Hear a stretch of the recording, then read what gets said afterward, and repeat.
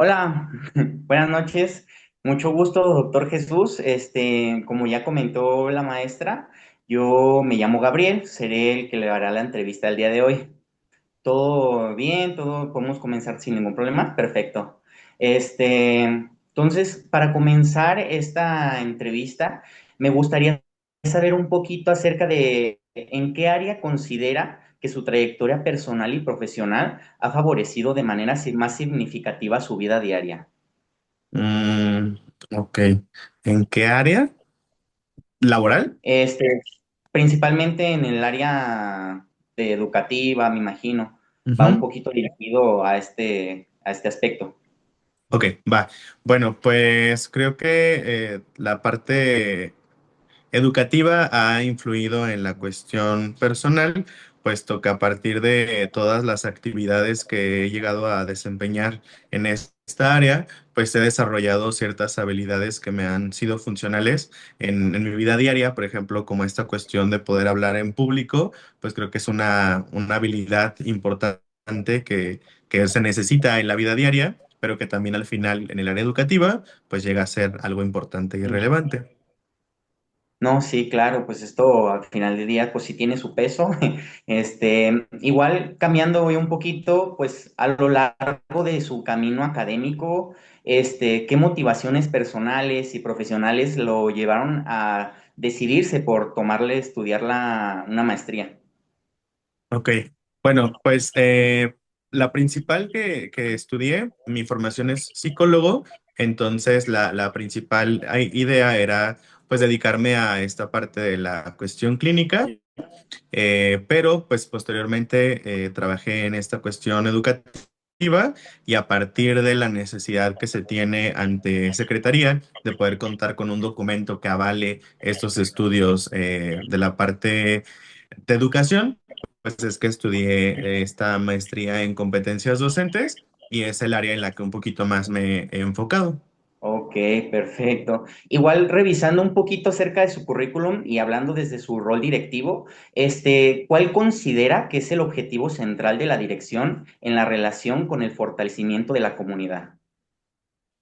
Ok, es muy importante el mantener una buena relación con todos. A veces es muy complejo, es la realidad, ¿no? No es tan sencillo, sobre todo porque pues a veces no todos estamos con la misma sintonía o con la misma información. Entonces, creo que es importante que todos podamos entender cuál es la misión, cuál es la visión a lo mejor de la institución, pero que al final todos podamos entender que el centro tienen que ser los estudiantes, ¿no? Dejando de lado cuestiones a lo mejor de adultos o de a lo mejor de nosotros como personas, entender que el estudiante tiene que ser la prioridad.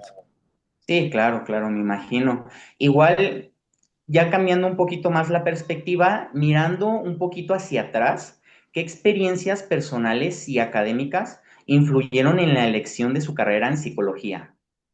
Ok, pues la idea inicial era escuchar a las personas, dedicarme a ayudar a las personas. La realidad es que poco a poco en el trayecto de la carrera fue cambiando un poquito esta idea y sobre todo ahora es pues poder acompañar a las personas en un proceso de transformación, de conocerse, de poder identificar ciertas cosas que son importantes para poder seguir avanzando en su vida y pues poder llegar a ser plenos.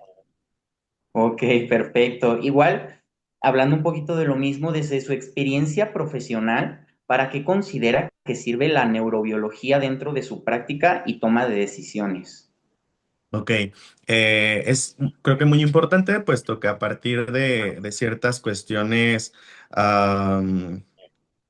químicas y ciertas estructuras cerebrales, pues es que podemos llegar a tomar ciertas decisiones. Por ejemplo, hablando de la corteza frontal o la corteza prefrontal, que nos ayuda justo a la toma de decisiones, pues es importante poder entender que hay cosas que no necesariamente son de toma de decisión únicamente de la persona, sino que tienen que ver con cuestiones químicas o con estructuras cerebrales. Ok, sí, me imagino que que sí va por un poquito de ese aspecto. Igual en el ámbito humano y profesional, ¿podría compartirnos cómo fue su experiencia en el Teletón y qué aprendizajes le dejó?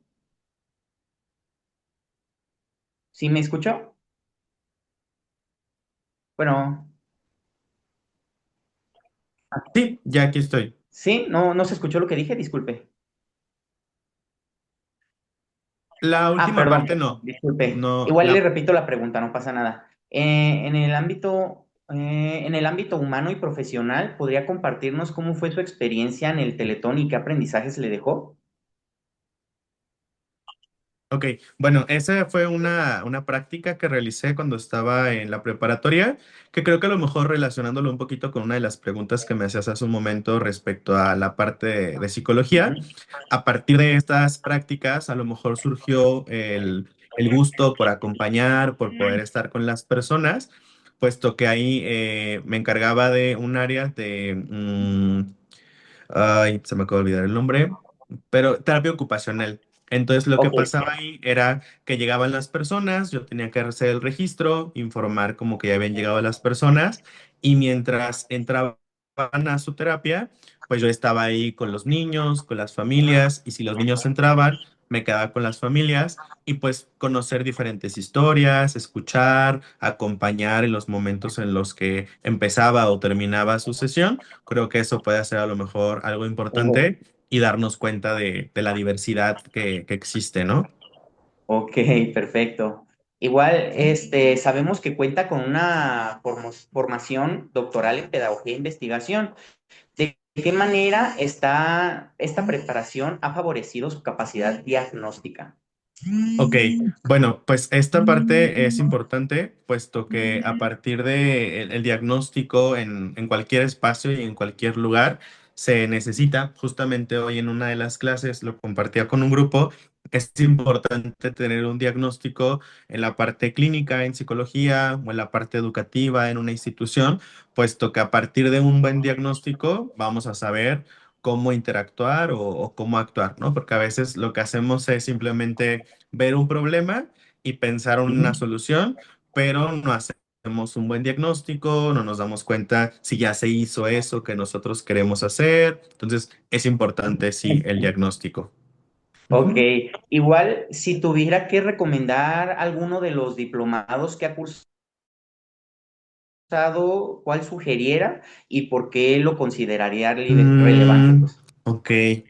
Um, Hay uno que tengo, creo que en neuroeducación, digo, pensando en esta parte de pedagogía, creo que es importante poder entender cómo es que funciona nuestro cerebro dentro de la parte educativa, pero también, pues, hablar de derechos humanos, ¿no? Como de esta cuestión importante de poder entender ciertas cosas que a veces, pues, pueden llegar a pasar en el aula. Entonces, también tener estos conocimientos será importante. Claro, claro. Igual a lo largo de su trayectoria, no sé si pudiera platicarnos qué experiencias profesionales ha considerado más significativas o formativas. Ok, pues creo que te podría hablar de cuestiones a lo mejor positivas y bonitas, pero también a lo mejor construye mucho estas áreas de oportunidad que de repente llegas a tener. Entonces, hay ocasiones en las que a lo mejor no todas las personas están muy de acuerdo con los protocolos o con los procesos que se viven. Entonces, creo que el entender que los espacios que llegamos a tener en la parte educativa o en la parte clínica también esta cuestión de la psicología, comprender y entender que no todos los espacios van a ser para todas las personas, que va a haber a lo mejor momentos en los que algunos tomen la decisión de ir a otro espacio muy libre y que todos podemos tomar decisiones respecto a ello. Ok, igual, retomando el inicio de su vida laboral, ¿cómo comenzó su ámbito laboral y cuáles fueron los principales retos que enfrentó? Ok, inició de una forma muy chistosa, por así decirlo. Justo salí de la carrera de psicología y empecé a buscar trabajo. Encontré una vacante donde buscaban una persona para el departamento psicopedagógico en un bachillerato. y ahí fue donde ingresé para esta parte Ujú. educativa. La realidad es que la parte educativa era de las que no tanto me agradaban, prefería quedarme con la cuestión clínica, pero al final pues he estado mezclando la parte educativa y la parte clínica.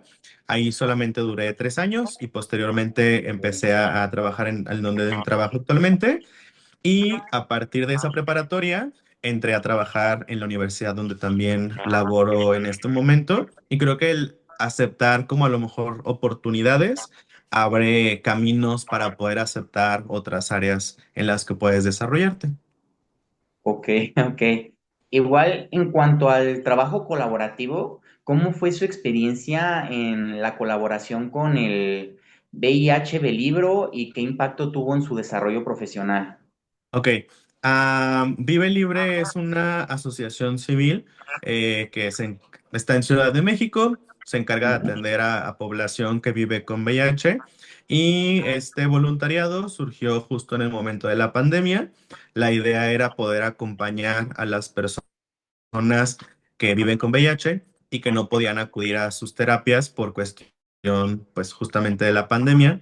Entonces, eran procesos para acompañar de manera personal a las mismas personas o hay algo que se llama acompañamiento entre pares, que son ujú. personas que ya tienen mucho tiempo a lo mejor con un tratamiento y que se encargan de acompañar a las personas que acaban de ser diagnosticadas. Entonces, a veces el acompañamiento era para las personas recién diagnosticadas o para las personas que ya tenían un tiempo con el diagnóstico.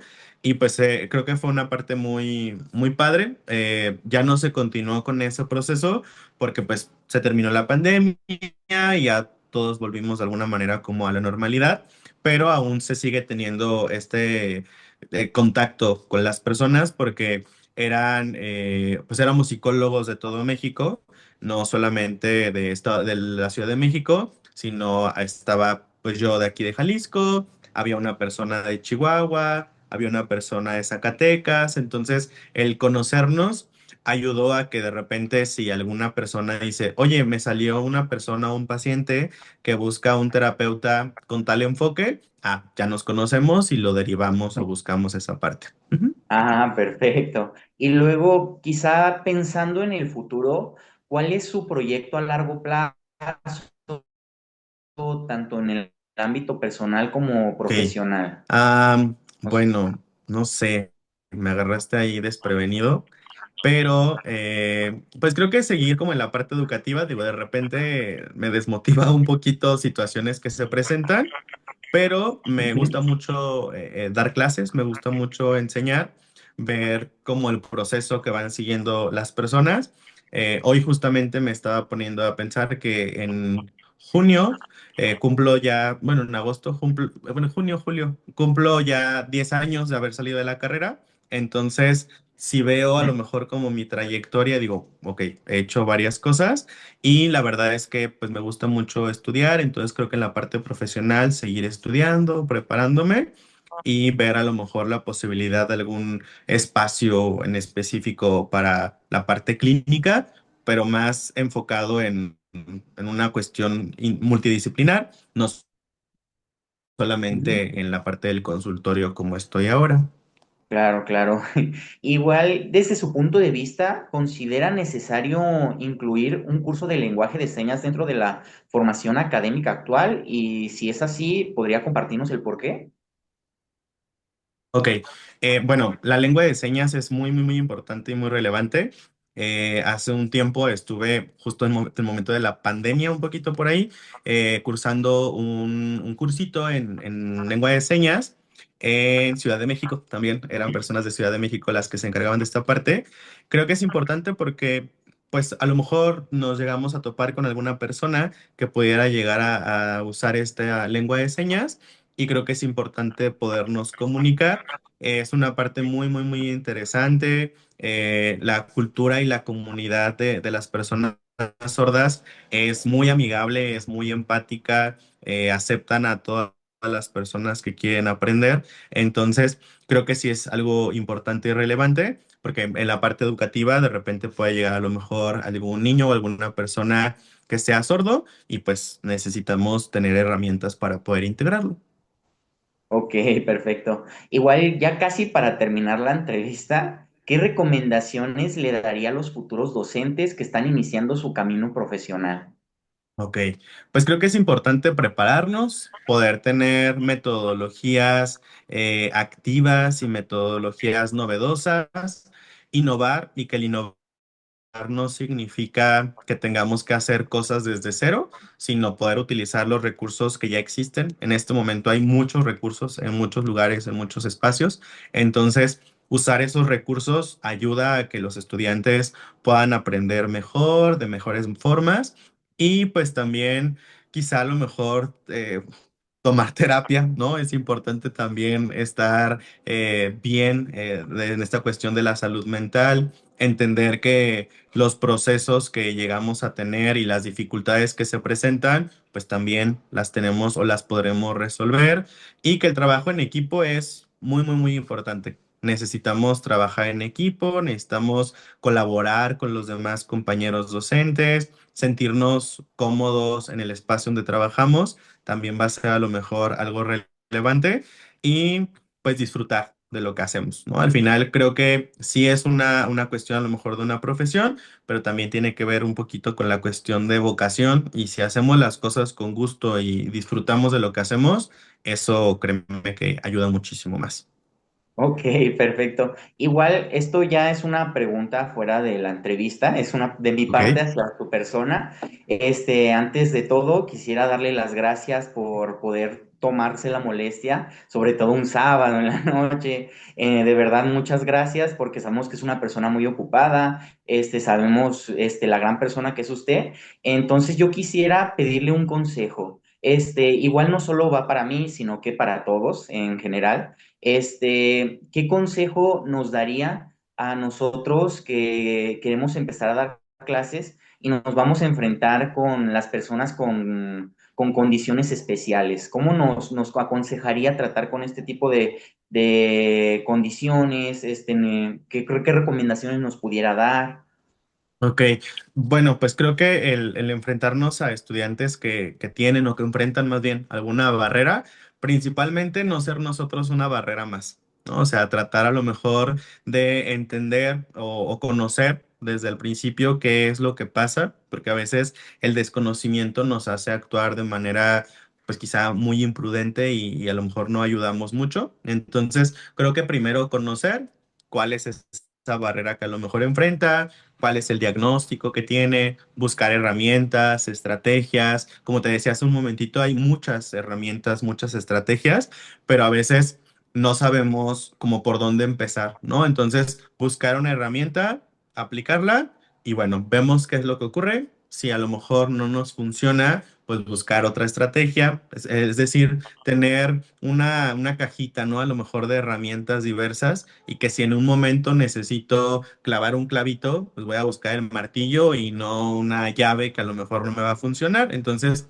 buscar herramientas y estrategias que sean efectivas, pero primero, pues conocer, ser muy empáticos, también esta cuestión de la relación que tenemos con los estudiantes. Creo que es muy, muy, muy importante. No, no me refiero a ser amigos, sino tener una buena relación entre docente y estudiante y la empatía creo que va a ser muy, muy, muy relevante también. Ujú. Claro, no, pues de verdad, doctor, muchísimas gracias por tomarse la molestia, insisto, fue un gusto para mí poder entrevistarlo el día de hoy y ojalá poder verlo en alguna futura entrevista y de verdad, muchas gracias. Entonces, por mi parte ya es todo, muchas gracias. No de que cuando necesiten, digo, ahora sí fue en sábado porque la verdad es Gracias. muy ocupado mi día y justo ahorita voy saliendo de consulta, pero de verdad lo que necesiten, con toda confianza, aquí estamos. Ok, Doctor, pues nos vemos en futuras entrevistas. Claro que sí. doctor, muchísimas gracias en nombre de la universidad que se tomó el tiempo para esta pequeña entrevista con el grupo. Nosotros en futuras ocasiones le haremos llegar el enlace para que pueda ver usted su entrevista. Le agradezco Ok, que pase un excelente fin de semana. Bonita noche. muchas gracias. Hasta Hasta luego. luego. Bye. Bye.